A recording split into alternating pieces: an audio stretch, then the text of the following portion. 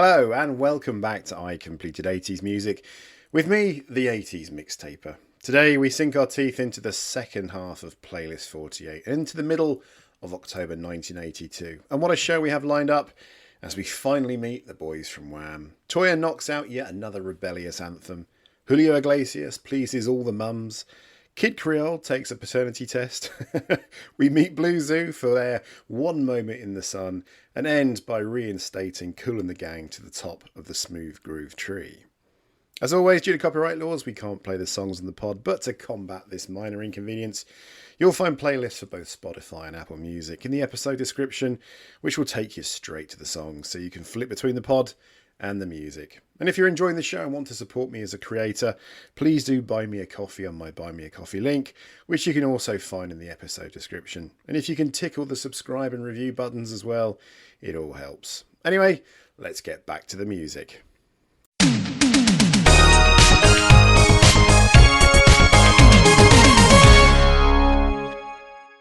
We start the second half of Playlist 48 by revisiting the queen of post-punk. We last met Toyah in May 1982, standing amidst the dramatic post-apocalyptic scenery of the Brave New World promo video. That single had taken a dark, gothic and highly theatrical turn, steering her spaceship straight to number 21 on the UK charts and serving as the spearhead for her top 10 album, The Changeling. But the pop landscape of 1982 moved at breakneck speed. By the end of the summer, the heavy, dark theatricality gave way to a need for something distinctly more uplifting. Toyah and her ever-faithful guitarist Joel Bogan cooked up a standalone non-album single designed specifically to be a shot of empowerment for the kids. Released by Safari Records in September 1982, this track was a bright, synthesizer-driven call to arms for every outsider navigating the decade. Let's listen to this slice of 1982 optimism. This is Toyah with Be Proud, Be Loud, Track 8, Playlist 48.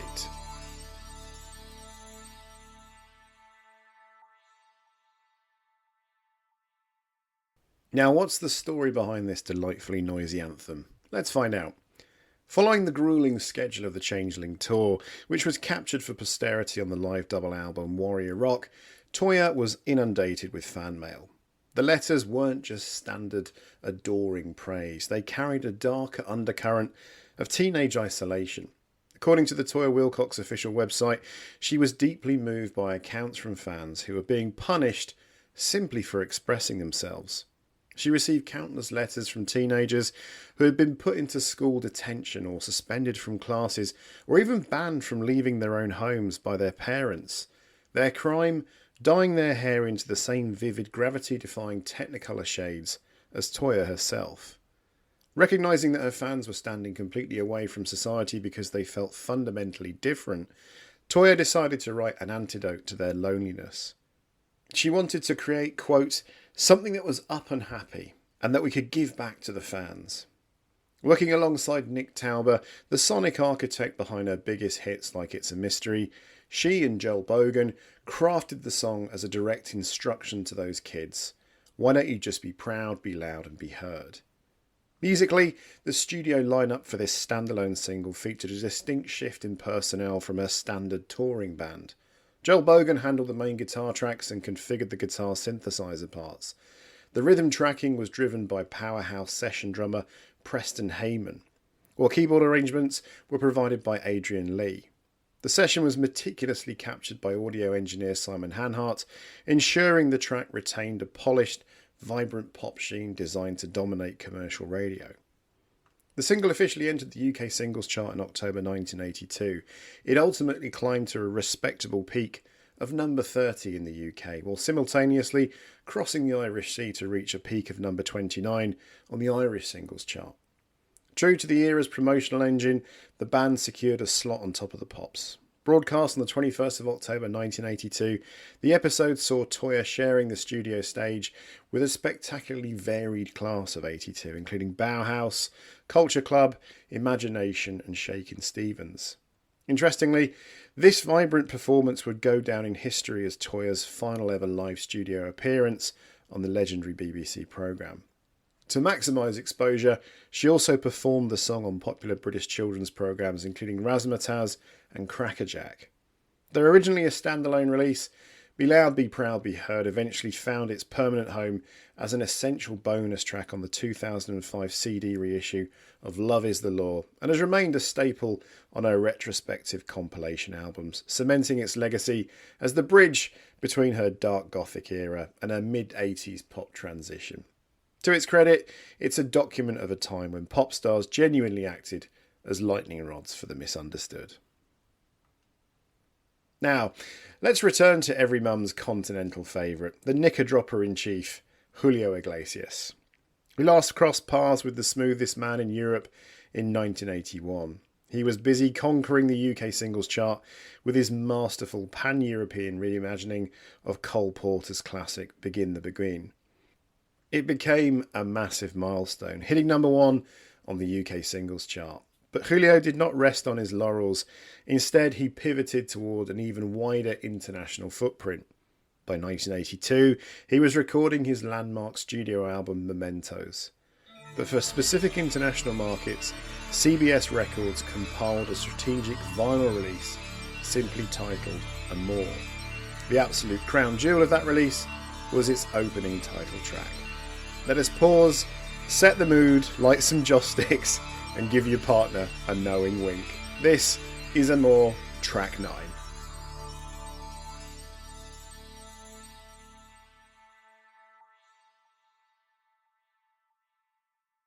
Well, folks, fun aside, before we get into it, I should also say that this is song 600. I almost forgot to mention it, as when you get up to 500, it's kind of, every 100 is a big deal. But after, I guess the next big one is song 1000. But here we are. If you've stuck with this since the start, thank you 600 times over. You've diligently listened to me witter on for 600 singles. Well, what's a few more? It's only 1982, for goodness sake. I digress. Now, let us trace this right back to the roots of the melody, as Julio Iglesias, of course, did not write Amor. He is a curator of romance, a sonic tour guide across generations of standard songbooks. The song Amor was originally composed all the way back in 1943. This saucy piece of romance was written by Mexican composer Gabriel Ruiz. Its original Spanish lyrics were penned by Ricardo Lopez Mendez, and the original track was famously popularised in the US during the 1940s via heavy-hitting English language versions, including a massive charting hit by Andy Russell. But when Julio approaches the song, he strips away the big band swing of the 1940s. He updates it for the smooth dance floors of bars, clubs and hotels of the continent. The musical backing track was arranged and produced by his longtime creative partner Ramon Arcusa. Arcusa understood exactly how to frame Julio's signature vocal style, the breathy, intimate, late-night confession style that sounds like he is singing directly into your ear, that I can't do it any justice, but anyway, the strategy worked with absolute precision. Released as a major commercial single by CBS Records, Amor hit the UK singles chart on the 9th of October 1982. It climbed its way up to a respectable peak position of number 32. The broader compilation album Amor went on to chart in the UK at number 14 in 1983. This specific chapter in Julio's career acts as the perfect runway for what happened next. The track was quickly repackaged onto his legendary 1983 compilation album Julio. According to Guinness World Records, Julio became the very first foreign language album to sell more than 2 million copies in the US. By treating the global market to these slick, multilingual reinterpretations, Julio laid the definitive groundwork for his explosive 1984 crossover album 1100 Bel Air Place. That was the multi-platinum monster that paired him with Willie Nelson and Diana Ross, cementing his status as an unassailable global icon, as we shall see. Amor is the precise moment the gears shifted toward total global pop stardom and a female fan base which could rival any group or artist ever. What a sauce pot. Time now for some more delicious funk from the wonderful thing himself, August Darnell, better known to the world as the charismatic Kid Creole. It's amazing how certain groups sneakily drop 3 or 4 songs you forgot existed, and for me, Kid Creole is that group. Last time we were with the Coconuts, it was the peak of summer 1982. They had just successfully cracked the UK top 10 with the brilliant paranoia-laced dance groove of Stool Pigeon, Ep48.5. That specific track solidified their transition from New York City's avant-garde mutant disco underground straight into mainstream British chart royalty. But August Darnell was far from finished with the year 1982, and the British public certainly was not finished with his oversized zoot suits and theatrical stage shows. On September the 24th, 1982, the band dropped the third and final single from their wildly successful studio album Tropical Gangsters. This specific record would go on to become the definitive crowning commercial achievement of their entire chart history. What happens when you mix calypso, brass, and a declaration of paternal denial? You get the magnificent Annie, I'm Not Your Daddy. Track 10 today.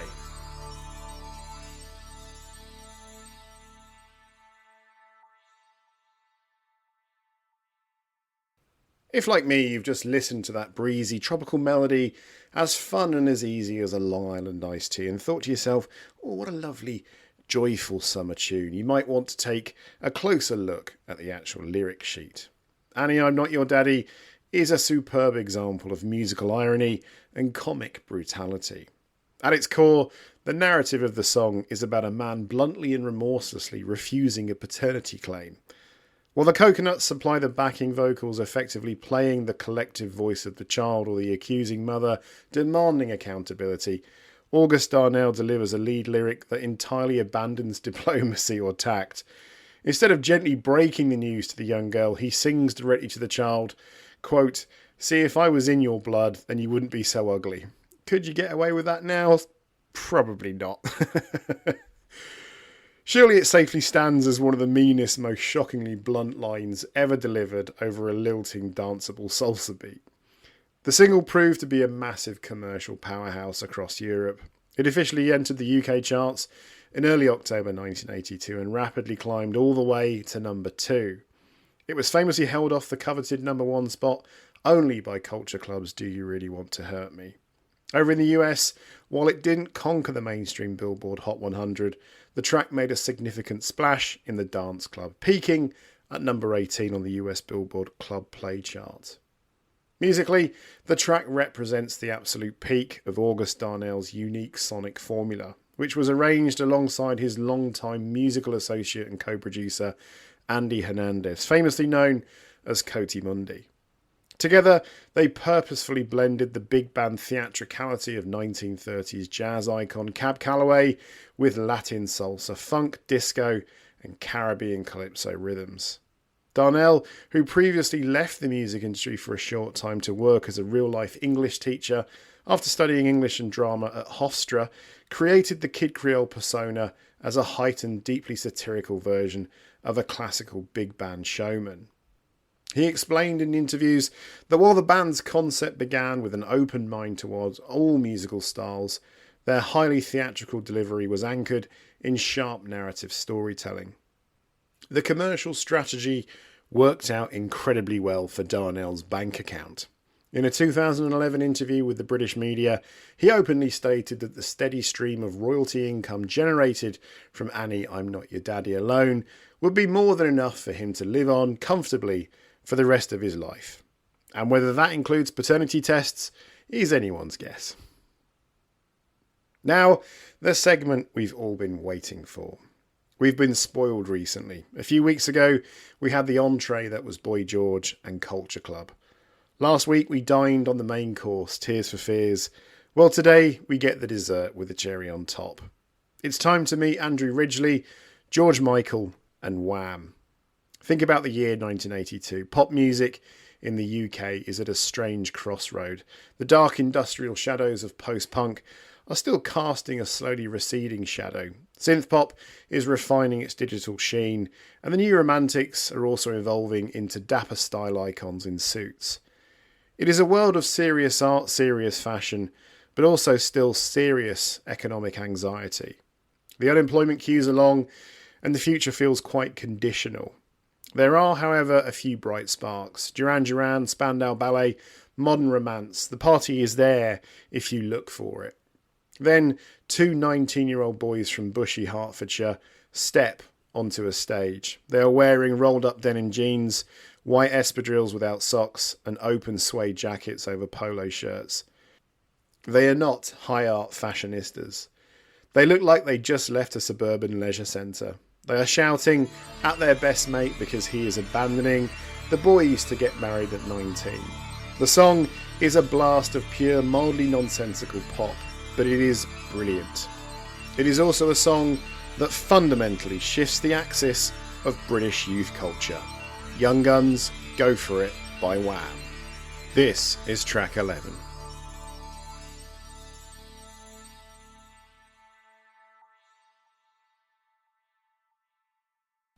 This podcast lives in a world of hindsight taken from a time 44 years ago, and we know the wonderful yet deeply tragic story of these two characters, but especially George Michael. But it all starts here. It is the true catalyst for everything that followed.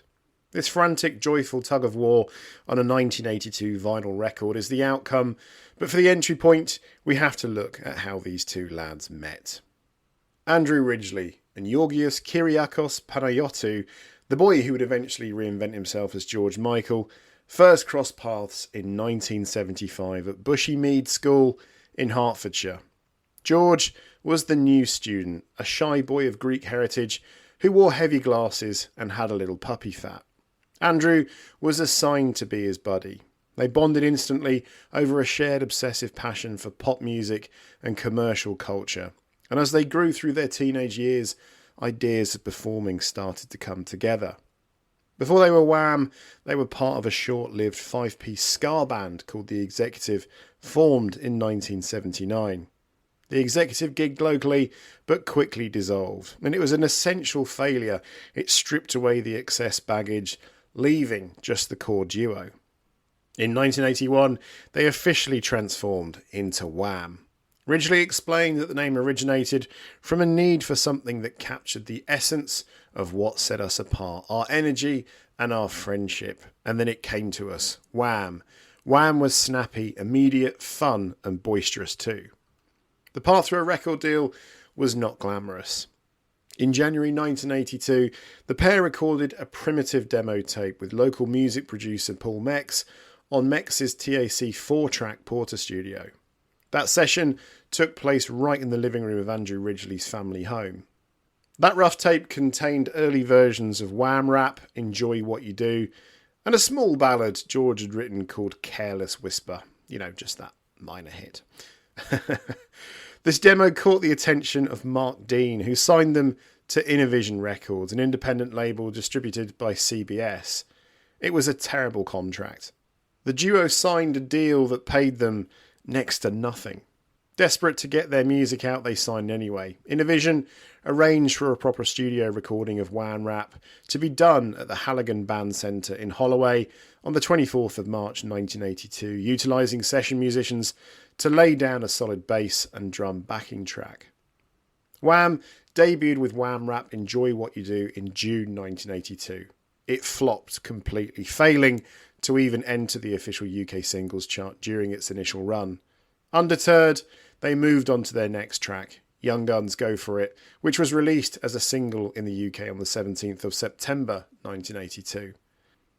The song itself is a narrative snapshot written and co-produced by George Michael. It tells the story of a teenage boy watching his best friend throw away his youth, freedom and single life to settle down with a demanding girlfriend. George sings the verses as the warning friend, while the middle eight shifts into a musical battle. The girlfriend, voiced on the actual studio recording by session vocalist Linda Hayes, tries to force her boyfriend to dump his friend, resulting in an energetic vocal tug of war. Initially, the single followed a worryingly similar trajectory to their debut. It sat entirely outside the crucial UK Top 40, leaving the band and their label incredibly anxious. Then came the miracle. In late October 1982, another musical act abruptly pulled out of an appearance on the BBC's flagship chart show Top of the Pops. The show's executive producer Michael Hurl had recently spotted Wham performing on the Saturday morning kids show Saturday Superstore. He took a massive gamble and invited the duo to fill the vacant slot, despite the song sitting outside the top 40. Wham took the stage and they put on an unforgettable performance. George and Andrew danced with a frenetic, unpolished energy. They were flanked by backing singers Shirley Holliman and DC Lee, who brilliantly mimed along to Linda Hayes' studio vocals. The sheer visual impact of their casual style and synchronised choreography captivated millions of teenagers across Britain. Following that single broadcast, the distribution centre received some 30,000 orders.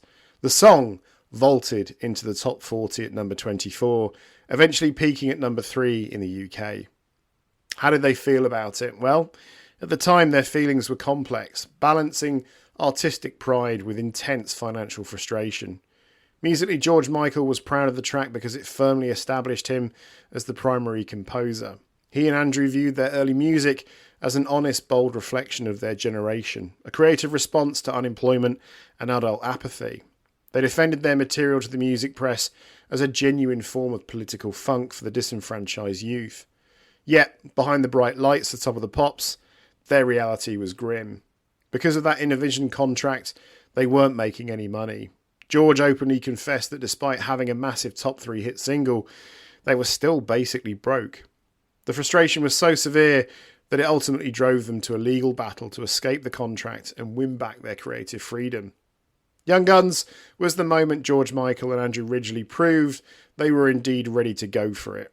They just didn't realise then that it was the spark that ignited a global pop phenomenon. For track 12, we head right into a moment when the UK pop scene and the record labels were thoroughly drunk on hairspray, synthesizers, and theatrical melodrama. The new romantic movement had already broken down the doors of the charts and was swiftly evolving into Spandau's and Duran Duran's sophistopop era. But the conveyor belt of the music industry was demanding fresh faces with even bigger back-combed hair, more shredded shirts, and synthetic bass lines designed to shake school disco dance floors to their foundations. Our next track is the absolute epitome of this fleeting, gorgeous era, a real marker of the labels looking for the next big thing. It is a song that completely bottles the highly stylised panic of early 80s chart pop. It starts with an aggressive driving pop rhythm paired with a bass and saxophone groove. Over the top, both literally and metaphorically, the vocals soar into the upper registers with an almost operatic theatrical desperation, demanding that you take to the floor and move. This is Blue Zoo with their one shining spectacular moment in the sun, Cry Boy Cry. Press play now.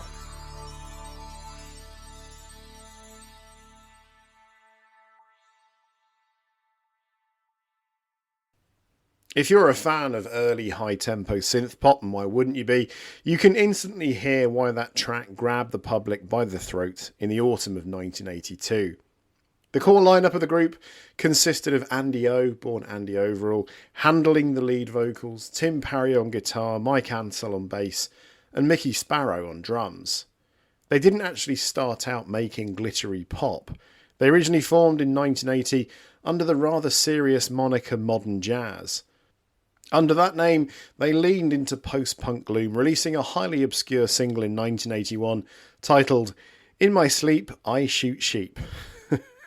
Realising that singing about shooting livestock under a pseudo-jazz label was unlikely to buy them a mansion, they completely shifted gears. They recruited keyboard player David Wolfson, rebranded themselves as Blue Zoo, and signed a deal with Magnet Records. Their sonic direction changed overnight into a blend of jubilant synth pop and offbeat funk, held together with Andy O's flamboyant delivery. They initially teased the charts in June 1982 when their single I'm Your Man peaked at number 55. Then came the track we just heard, released as the third single ahead of their 1983 debut album 2x2. Cry Boy Cry was tracked at Battery Studios in Willesden. The song itself wasn't entirely brand new. It was actually a reworking of an earlier track they had performed live called Turn and Face the Wall. The influences on the record were deeply personal. Andy O was an obsessive David Bowie fan, even proudly wearing a Bowie tattoo on his arm. And the lyrical and vocal style of the track drew heavily from Bowie's Ziggy Stardust era. When they entered the studio with producer Tim Freescreen, who we've met before as the primary producer for Talk Talk, they managed to construct an absolute earworm. The chart ascent was swift. The track debuted on the official UK singles chart on the 16th of October 1982. It climbed all the way up to a peak of number 13, spending 8 weeks inside the top 40. It also achieved international traction, reaching number 25 in Ireland and hitting number 6 in Israel. This sparked a short tour overseas, including a run of shows at the Coliseum in Tel Aviv, where Hollywood star Brooke Shields was spotted in the crowd on opening night. Fascinatingly, the band missed their own breakthrough moment at home. While the track was soaring to number 21, the group was gigging in Wales. They had to watch their very first Top of the Pops appearance on a television screen inside the student bar at Aberystwyth Polytechnic before stepping on stage to play a wild celebratory set.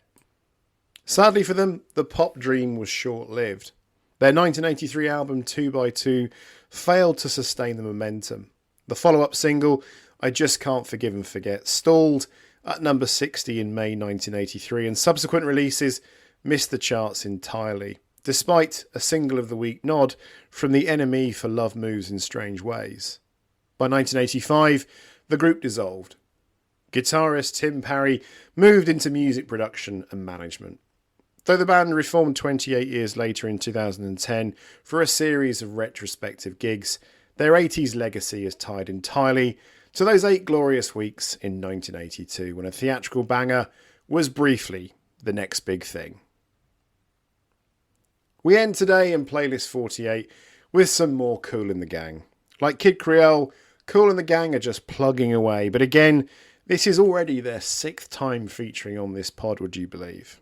This is the band that mastered the transition from gritty, horn-heavy street funk to the slickest, most unapologetically joyful pop R&B of the early 1980s. A band that, in 1981, dared to look at a room full of people dead in the eye and ask them how they planned to accomplish anything in this life by simply standing against the wall. That particular song was Get Down On It, episode 34. It was an invitation and an absolute smash on the dance floor. It peaked at number 10 on the Billboard Hot 100 and firmly re-established Kool and the Gang as a dominant force of the era. But where do you go after you've successfully coaxed everyone off the wall?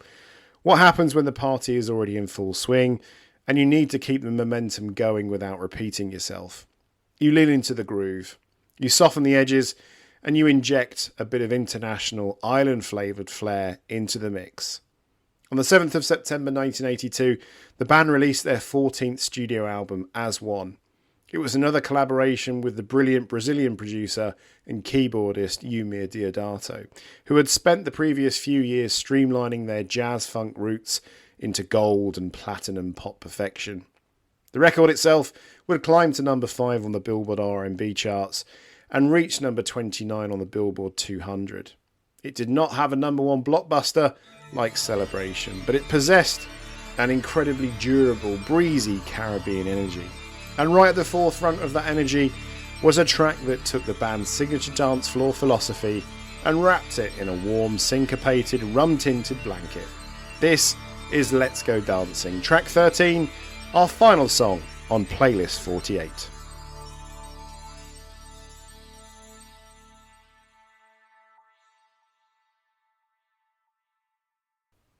Let's Go Dancing clocks in at a sprawling 6 minutes and 40 seconds on the original vinyl album. And if Get Down On It was a suggestive driving command to move, Let's Go Dancing is a relaxed mid-tempo invitation when the party is already in swing. It repurposes the horn stabs of the 1970s output and adds them to a smooth, undulating bass line and an unforgettable repetitive chant, Ooh la la la, let's go dancing. The song was written by Ronald Bell alongside the collective members of Kool and the Gang. It was produced by Deodato alongside the band, marking one of the final major chapters of their highly successful partnership before the group took over their own production duties entirely in 1983. On its release, the single did some perfectly serviceable business. In the US, it found a comfortable home on the charts, peaking at number 7 on the Billboard R&B Singles Chart and crossing over to reach number 30 on the Billboard Hot 100. But across the Atlantic, the UK completely fell in love with it. The track climbed all the way to number 6 on the UK Singles Chart. It outperformed its American pop chart run, continuing their incredible run of transatlantic flair. The track showcases the incredible vocal versatility of James J.T. Taylor. As we've mentioned previously, Taylor joined the group in 1979, bringing a honey-toned tenor that perfectly complemented Deodato's sleek production choices. Before Taylor's arrival, the group's mid-70s hits like Jungle Boogie and Hollywood Swinging relied on raw, shouted collective group vocals. With Taylor out in front, they could suddenly deliver genuine pop melodies and sweet, flirtatious banter. In Let's Go Dancing, Taylor breaks it down mid-song, asking, "Hey baby, what's your name? Is it a Mrs. or is it a Miss? If you're by yourself, I'd like to take you for a ride." What a flirt. Anyway, the song kept Kool and the gang near the pinnacle of the music world, laying the groundwork for the massive mid-80s pop ballads and dance hits that were still to come. Kool and the gang were nowhere near done.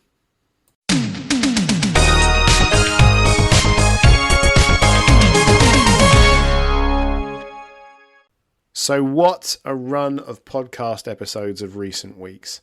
Culture Club, Tears for Fears, and now Wham are in the frame. But fear not, as Playlist 49 also delivers some more of our favourites. In the first half alone, we meet Eddie Grant, John Mellencamp, Dionne Warwick, and Killing Joke. Plus we get more hits from Diana Ross, and the ABBA train finally comes off the rails.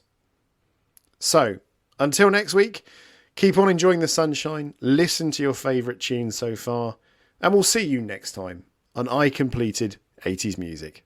Take care.